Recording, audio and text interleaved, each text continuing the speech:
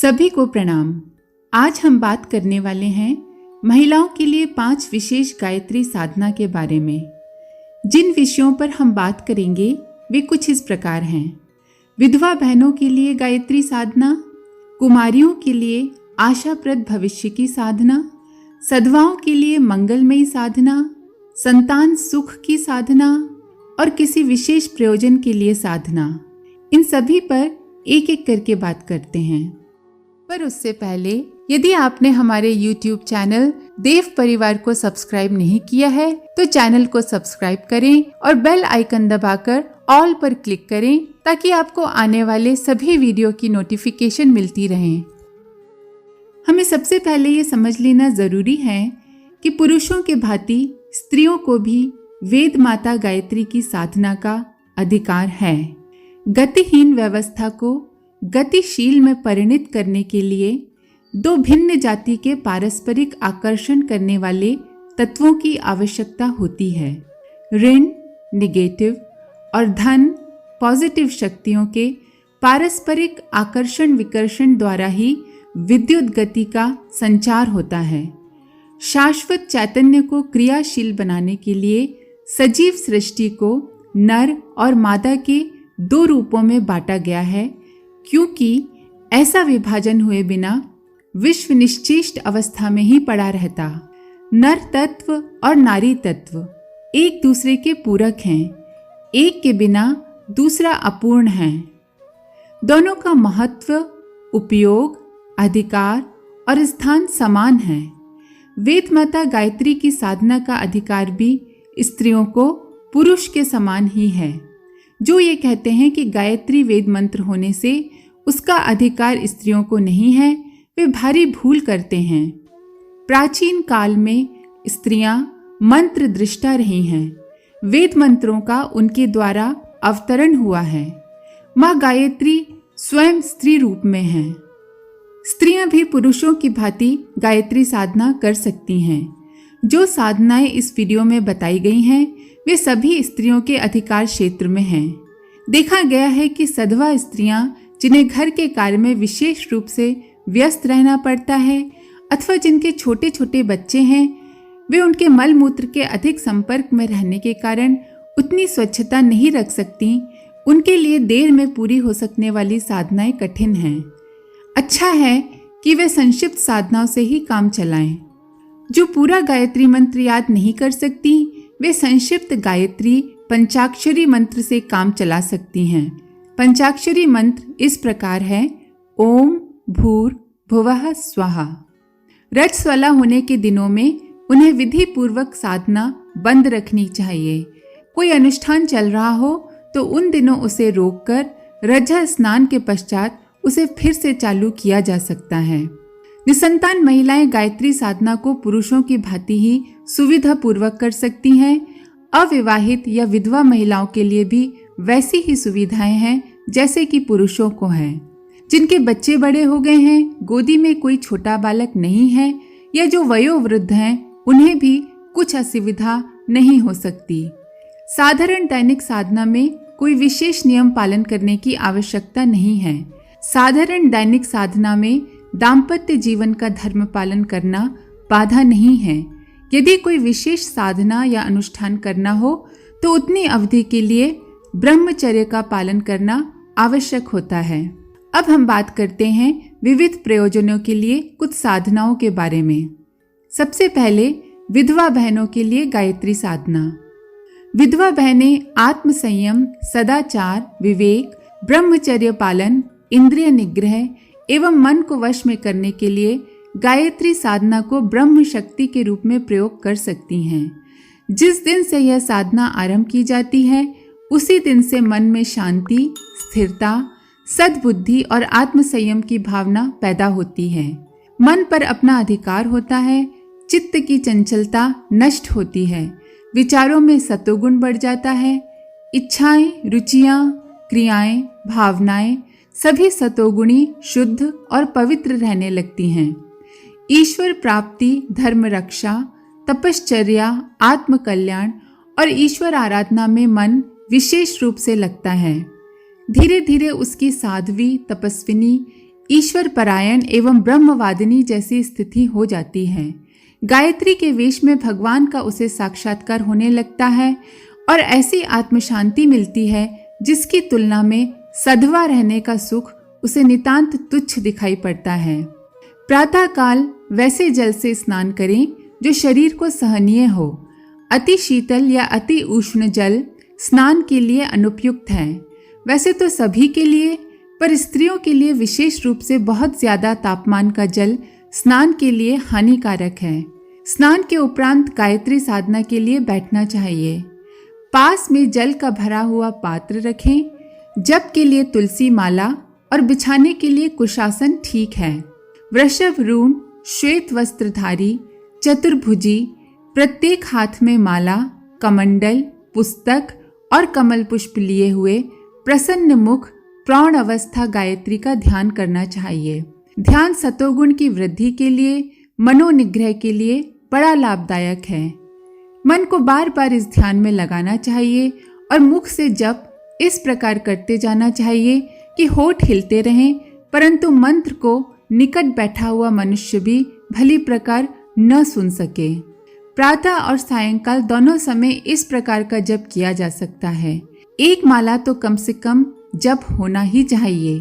सुविधा अनुसार अधिक संख्या में भी जप करना चाहिए। अगला है विवाह एवं सुखी दाम्पत्य के लिए साधना।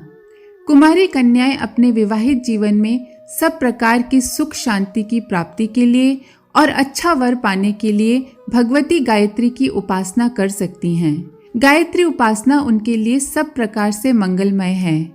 गायत्री का चित्र, प्रतिमा अथवा मूर्ति को किसी छोटे आसन या चौकी पर स्थापित कर दें। प्रतिमा के आगे एक छोटी तश्तरी रख लें और उसी में चंदन, धूप, दीप, अक्षत, नैवेद्य, पुष्प, जल, भोग आदि पूजा सामग्री चढ़ानी चाहिए। आरती करनी चाहिए। नेत्र बंद कर ध्यान करना चाहिए और मन ही मन कम से कम 24 गायत्री मंत्र जपना चाहिए। इस प्रकार की गायत्री साधना कन्याओं को उनके अनुकूल वर, अच्छा घर तथा अचल सौभाग्य प्रदान करने में सहायक होती है। इसके बाद है सधवाओं के लिए मंगलमय साधना। अपने पतियों को सुखी, समृद्ध, संपन्न, स्वस्थ, प्रसन्न, दीर्घजीवी बनाने के लिए सधवा स्त्रियों को गायत्री की शरण लेना चाहिए।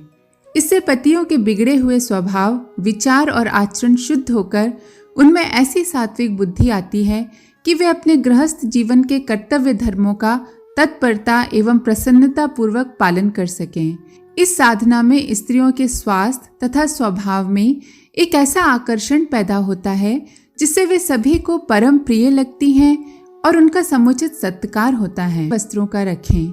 पीले पुष्प, पीले चावल, बेसनी लड्डू आदि पीले पदार्थों का भोग, केशर मिले चंदन का तिलक, आरती के लिए पीला गौघृत न मिले तो उसमें केशर मिलाकर पीला कर लेना, चंदन का चूरा, धूप, इस प्रकार पूजा में पीले रंग का अधिक से अधिक प्रयोग करना चाहिए। नेत्र बंद करके पीत वर्ण आकाश में पीले सिंह पर सवार पीत वस्त्र पहने गायत्री का ध्यान करना चाहिए। पूजा के समय सब वस्त्र पीले न हो सके तो कम से कम एक वस्त्र पीला अवश्य होना चाहिए। इस प्रकार पीत वस्त्र गायत्री का ध्यान करते हुए कम से कम 24 मंत्र गायत्री के जपने चाहिए।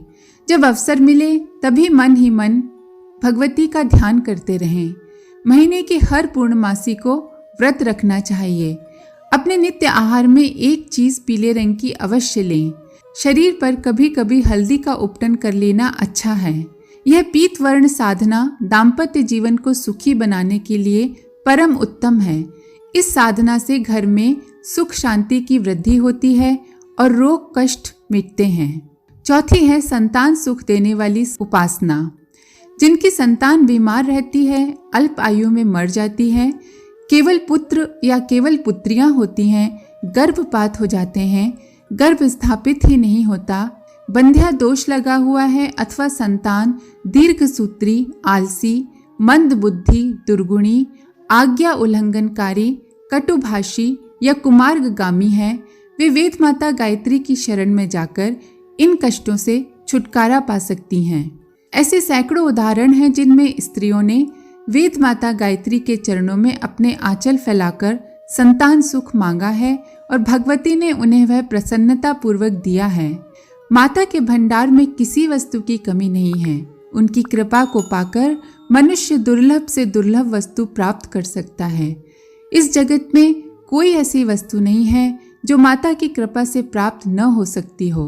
जो महिलाएं गर्भवती हैं वे प्रातः सूर्योदय से पूर्व या रात्रि को सूर्यास्त के पश्चात अपने गर्भ में गायत्री के सूर्य सदृश प्रचंड तेज का ध्यान किया करें और मन ही मन गायत्री मंत्र जपें तो उनकी संतान तेजस्वी, बुद्धिमान, चतुर, दीर्घजीवी तथा यशस्वी होती है। प्रातः काल कटि प्रदेश में भीगे वस्त्र रखकर शांत चित्त से ध्यान अवस्थित होना चाहिए और अपने योनि मार्ग से होकर गर्भाशय तक पहुंचता हुआ गायत्री का प्रकाश सूर्य किरणों जैसा ध्यान करना चाहिए। नेत्र बंद रहें। कटि प्रदेश में तेज पुंज भरा हुआ अनुभव हो। मन ही मन जप चलता रहे। यह साधना शीघ्र गर्भ स्थापित कराने वाली है। कुंती ने इसी साधना के बल से गायत्री के दक्षिण भाग सूर्य भगवान को आकर्षित करके कुमारी अवस्था में ही कर्ण को जन्म दिया था। ध्यान रहे, यह साधना कुमारी कन्याओं के लिए नहीं है। साधना से उठकर सूर्य को जल चढ़ाना चाहिए और अर्घ से बचा हुआ एक चुल्लू जल स्वयं पीना चाहिए। इस प्रयोग से बंध्याएं गर्भ धारण करती हैं। जिनके बच्चे मर जाते हैं या गर्भपात हो जाता है उनका यह कष्ट मिटकर संतोषदायी संतान होती है। रोगी, कुबुद्धि, आलसी, चिड़चिड़ी संतानों को गोदी में लेकर माताएं हंस वाहिनी, गुलाबी कमल पुष्पों से लदी हुई शंख चक्र हाथ में लिए गायत्री का ध्यान करें और मन ही मन जप करें। माता के जप का प्रभाव गोदी में बैठे बालक पर होता है और उसके शरीर तथा मस्तिष्क में आश्चर्यजनक प्रभाव होता है। छोटा बच्चा हो तो इस साधना के समय माता दूध पिलाती रहें। बड़ा बच्चा हो तो उसके सिर और शरीर पर हाथ फिरता रहे। बच्चों की शुभ कामना के लिए गुरुवार का व्रत उपयोगी है।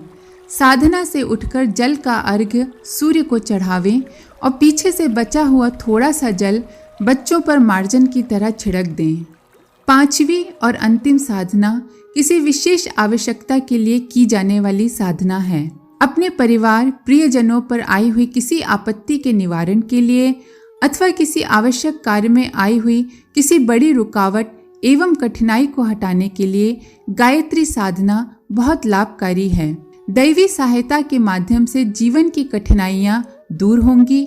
बस सच्चे हृदय से वेद माता गायत्री को पुकारना चाहिए, विश्वास रखना चाहिए, श्रद्धा रखना चाहिए, निष्ठा बना के रखना चाहिए। माता जैसे अपने प्रिय बालक की पुकार सुनकर दौड़ी चली आती हैं, वैसे ही गायत्री की उपासिकाएं भी माता की करुणा का प्रत्यक्ष परिचय प्राप्त करती हैं। 9 दिन का लघु अनुष्ठान, 40 दिन का पूर्ण अनुष्ठान क्या है, कैसे किया जाता है, ऊपर आई बटन में वीडियो दिया गया है, आप देख सकते हैं। तात्कालिक आवश्यकता के लिए अनुष्ठान का उपयोग करना चाहिए। स्वयं न कर सकें तो किसी गायत्री साधक से कराना चाहिए। नित्य की साधना में गायत्री चालीसा का पाठ महिलाओं के लिए बड़ा हितकर है। आज की इस वीडियो में इतना ही। इससे संबंधित आपका कोई भी सवाल या सुझाव है तो हमें कमेंट बॉक्स में ज़रूर लिखें और इस वीडियो को सभी बहनों के साथ ज़रूर शेयर करें। आप सभी का बहुत बहुत धन्यवाद। ओम शांति।